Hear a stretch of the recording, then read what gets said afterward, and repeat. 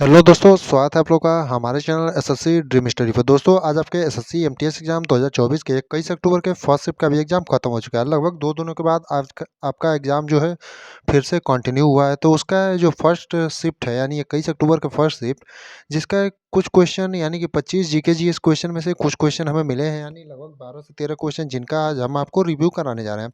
दोस्तों उससे पहले आप लोगों का ये भी फर्ज बनता है कि आप लोग चैनल को सब्सक्राइब करें और वीडियो को लाइक करें और वीडियो को अपने दोस्तों के साथ ज़्यादा से ज़्यादा शेयर करें, क्योंकि आपका एक लाइक, एक सब्सक्राइब और एक शेयर हमारे लिए बहुत ही ज़्यादा ऊर्जावान होता है। हम आपके लिए ज़्यादा एफर्ट लगाते हैं, क्वेश्चन ढूंढते हैं, लिखते हैं, फिर वीडियो बनाते हैं। तो आप लोगों का भी फर्ज बनता है कि आप लोग चैनल को सब्सक्राइब करें और वीडियो को लाइक करें। तो आइए अब चलते हैं सीधे अपने प्रश्नों पर। पहला प्रश्न पूछा था, तनरस खान किस घराने से संबंधित है, यानी तनरस खान जो है वो किस घराने से संबंधित है, ये क्वेश्चन आपसे पूछा था। तो जो तनरस खान है वो किस घराने से संबंधित है, तो आपका दिल्ली घराने से। यानी आपका जो सही उत्तर होगा कि तनरस खान किस घराने से संबंधित है, तो आपका दिल्ली घराने। यानी आपके जिस भी ऑप्शन में दिल्ली घराने दिया रहा होगा वही आपका सही उत्तर होगा। अगला यानी कि दूसरा प्रश्न पूछा था, 1527 में बाबर ने कौन सा युद्ध लड़ा, यानी 1527 में बाबर ने कौन सा युद्ध लड़ा था, ये क्वेश्चन आपसे पूछा था। तो जो आपका 1527 में बाबर ने युद्ध लड़ा था, आपका खानवा का युद्ध था। यानी आपका जो सही उत्तर होगा कि 1527 में बाबर ने कौन सा युद्ध लड़ा था, तो खानवा का युद्ध। यानी आपके जिस भी ऑप्शन में खानवा का युद्ध दिया रहा होगा वही आपका सही उत्तर होगा।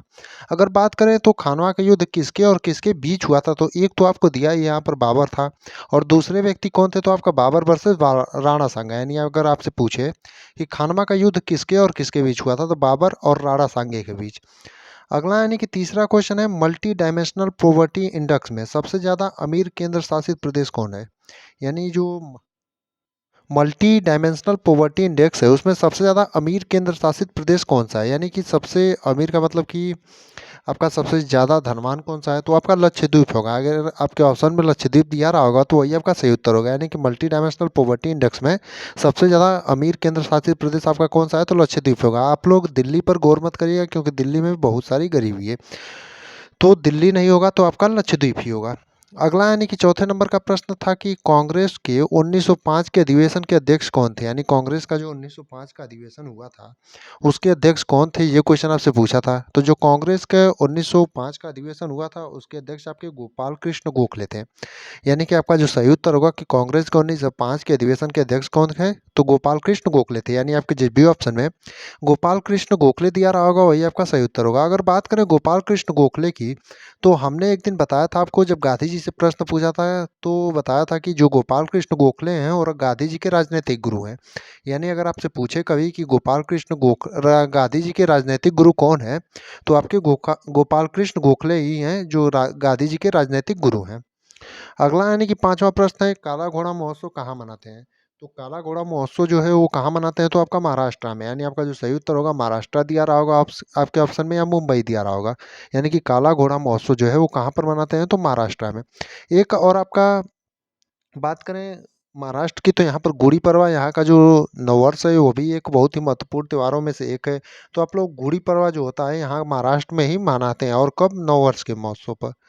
अगला यानी कि छठा प्रश्न है, फुगड़ी नृत्य कहाँ से संबंधित है। तो आपका जो फुगड़ी नृत्य है वो कहाँ से संबंधित है, तो आपका फुगड़ी नृत्य जो है वो गोवा से संबंधित है। यानी आपका जो सही उत्तर होगा कि फुगड़ी नृत्य कहाँ से संबंधित है, तो आपका गोवा से होगा। यानी आपके जिस भी ऑप्शन में गोवा दिया रहा होगा वही आपका सही उत्तर होगा। यानी कि फुगड़ी नृत्य जो है आपका गोवा से संबंधित है।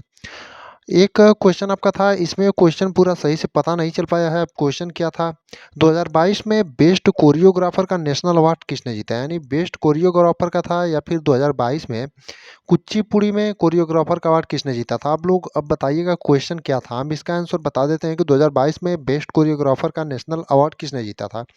क्योंकि क्वेश्चन आप लोग जिस हिसाब से भेजते हैं तो थोड़ा मोड़ा लिखने में इधर उधर हो सकता है, तो आप लोग उससे परेशान मत होइएगा। और जिस भी क्वेश्चन में थोड़ी मोड़ी गलती होगी आप लोग कमेंट में ज़रूर बताइएगा कौन सा क्वेश्चन और कहाँ पर गलत है।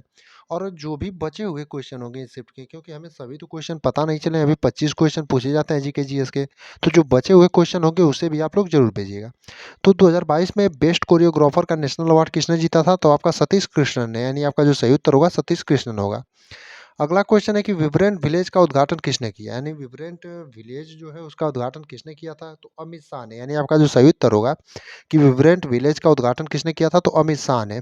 अगर बात करें विब्रेंट विलेज की शुरुआत कहाँ से हुई थी? तो किबिथु से। और किबिथु कहाँ का गाँव है? तो आंध्र प्रदेश का है। अगर आपसे पूछे विब्रेंट विलेज की शुरुआत कहाँ से हुई थी?